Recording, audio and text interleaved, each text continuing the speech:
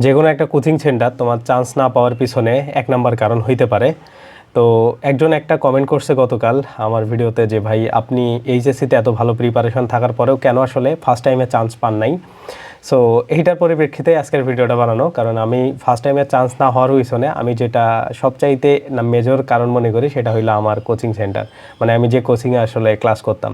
তো বাংলাদেশের একটা টপ কোচিংগুলোর মধ্যে, মানে যে কোচিংগুলো আছে টপ কোচিংয়ের মধ্যে একটা কোচিংয়ে আমি পড়তাম। সো ওইটার যে পড়ার প্যাটার্ন ছিল ওইটা আসলে মোটেও একটা স্বাভাবিক সুস্থ স্টুডেন্টের জন্য কখনোই পসিবল না। আমি তোমাদের বলি, মানে ব্যাপারটা কেমন, যে ধরো একটা করে শিট যেটা প্রায় 200 পেজ, 180 পেজ, 140 পেজ এরকমের একটা শিট, এবং ফন্ট হচ্ছে 9 ফন্ট, 10 ফন্ট এইরকম ফন্টে লেখা, মানে খুবই ছোটো ছোটো ফন্ট। তো ওই একটা শিট নর্মালি যে কেউ মুখস্থ করতে, ও যদি প্রথমবারের মতো যায় তাহলে ওকে কমপক্ষে 4 দিন 5 দিন সময় দিতে হবে। সেইখানে ওখানে একদিন পর পরই একটা করে শিট মুখস্থ করাইতো। সো নর্মালি আমার পড়ার যে প্যাটার্ন ছিল যে আমি প্রতিদিন অল্প অল্প করে সবগুলো সাবজেক্টের অংশ করে দেখে তারপরে একটা নির্দিষ্ট সময় পরে গিয়ে আমার পড়াশোনার সব কিছু শেষ হয়। এইচএসসিতে আমি 2 বছর এইভাবেই পড়াশোনা করছি। সো এইচএসসি এর যদি আমি আমার রেজাল্টটা একটু বলি, আমরা এইচএসসি 2019 সালে আমাদের রেজাল্ট হয়েছে, বা 19-এর ব্যাচ তোমরা বলতে পারো। মানে আমরা এই লাস্ট হচ্ছে ফুল সিলেবাসে পরীক্ষা দিছিলাম, তারপরে এই যে এখন ফুল সিলেবাসে হচ্ছে। সো ওই সময় আমি আমার খুবই ভালো একটা রেজাল্ট করি। আমার আর্টস থেকে মোটামুটি হচ্ছে 84-এর কাছাকাছি হচ্ছে গড় নাম্বার সবগুলো সাবজেক্টে আসছিল। সো মোটামুটি আমি পড়াশোনা করছি, না করলে এই রেজাল্ট আমার করা সম্ভব ছিল না। তো আমি বেশ পড়ুয়া স্টুডেন্ট ছিলাম, এটাও বলা যায়। তো ওই লেভেল থেকে গিয়ে আমি ওই কোচিংয়ের সাথে আসলে অ্যাডজাস্ট করতে পারি নাই। ওইখানে যে ব্যাপার ছিল, ওদের যে প্যাটার্ন ছিল, ওইটা আসলে আমার একদমই পছন্দ হয় নাই, মানে আমি ওটা পারতামই না। হ্যাঁ, সো ফার্স্ট টাইমে যারা মানে কোচিং করে বা ফার্স্ট টাইমে যারা যায়, যদি তার আগে থেকে সাধারণ জ্ঞান, বাংলা, ইংরেজি, হ্যাঁ বাংলা ব্যাকরণ, বাংলা প্রথমের কথা বলতেছি না, বাংলা ব্যাকরণ, ইংরেজি যে অ্যাডমিশনের ইংরেজি, এগুলো যদি তার পড়া না থাকে, ইভেন বাংলার মুখস্থ, ইংরেজির মুখস্থ অংশ, এগুলো যদি তার পড়া না থাকে, সে কখনোই গিয়ে ওই জায়গার সাথে কোপ আপ করতে পারবে না, বা ওই শেডের সাথে কোপ আপ করতে পারবে না। সো আলটিমেটলি কী হয় যে আমার আসলে পরীক্ষা দেওয়া ওইভাবে হয় না। মানে আমি অ্যাডমিশন সিজনের মিডল টাইমে আসলে সব গিভ আপ করে দিই, বা যে আমি আসলে হবে না, এটা আমার এই ক্যারিয়ার আসলে আমার দ্বারা সম্ভব না। মানে ওই কোচিং সেন্টার থেকে আমার মধ্যে একটা ফিল আসে যে আসলে আমার পক্ষে অ্যাডমিশন টেস্ট আসলে কখনোই সম্ভব না। হ্যাঁ, সো ওই কোচিংয়ে মোটামুটি ধরতে গেলে 20 থেকে 25 দিনের মতো, এরপরেই আমার সব কিছু অফ হয়ে যায়। তো আলটিমেটলি আমি ফার্স্ট টাইমে উইদাউট প্রিপারেশন আসলে, মানে আমি একদম ওই সময় কিছুই করতাম না, ব্রেকে ছিলাম। সো তার পরবর্তীতে আসলে 2-1 জায়গায় পরীক্ষা দিছি, 2-1 জায়গায় না, টোটাল 4টে জায়গায় পরীক্ষা দিছিলাম। আমি আসলে কোথাও চান্স পাই নাই, কাছাকাছি গেছি, সেটা হইলো এইচএসসি এর বেসিক থেকে, কিন্তু চান্স আসলে কোথাও হয়নি। সো এটা হচ্ছে আমার ফার্স্ট টাইমের কথা। এখন আমাকে ওই ফার্স্ট টাইমে যে মানে আমার চান্স যে হইলো না, তার পরবর্তীতে আমি আসলে নিজেকে কাজে লাগাইছি। আমার ইন্টেনশনই ছিল না যে আমি কখনো বিশ্ববিদ্যালয়ে পড়বো, বা আমার ইন্টেনশনই কখনো ছিল না যে আমি এরকম তোমাদেরকে কোচিং করাবো, বা এই ধরনের কোনো ইন্টেনশন আমার ছিল না। সো তারপরে আমি ন্যাশনালে একটা ভর্তি হওয়ার পরবর্তী সময়ে আমি আসলে আমার সময়টাই কাজে লাগাইছি। ওই সবাই যখন চান্স পেয়ে গেল, আমার বন্ধুবান্ধব, আমার কলেজের যারা ক্লোজ ফ্রেন্ড আছে, মোটামুটি সবাই চান্স পেয়ে গেছে। তো আমি যেহেতু চান্স পাইনি, আমি আমার ক্যারিয়ারটাকে শিফট করি। তো শিফট করার পরে এই যে তোমরা আমাদের চ্যানেলে যে আমার ইয়াগুলো দেখো, থাম্বনেইলগুলো দেখো, ভিডিও এডিটিংয়ের কালার গ্রেডিং যা আছে সবগুলো আমি নিজেই করি, কারণ আমি ওই সময়টাতে এই সমস্ত কাজগুলো শিখছি। হ্যাঁ, আমি গ্রাফিক্স ডিজাইনের বেসিক যে বিষয়গুলো আছে, থাম্বনেইল ক্রিয়েট করা, তারপরে হচ্ছে ভিডিও এডিটিংয়ের বেসিক, এগুলো আমি নর্মালি জানি বা এগুলো আমি শিখছি। এর পরবর্তীতে আমি ফ্রন্ট এন্ড ব্যাক এন্ডের ডেভেলপিং যে সেক্টর, ওইটাতে কাজ শিখছি।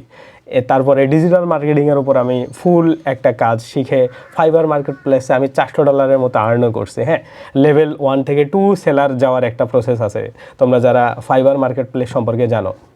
সো এইসব মার্কেট প্লেসে আমি ওই ফার্স্ট টাইমে চান্স না পাওয়ার পরে এইগুলো আমার কাজে লাগাইছি। ওইখানে web developing, digital marketing, graphics design, এই ধরনের বিভিন্ন বিষয়ে আমি আসলে ওইখানে কাজ করতাম।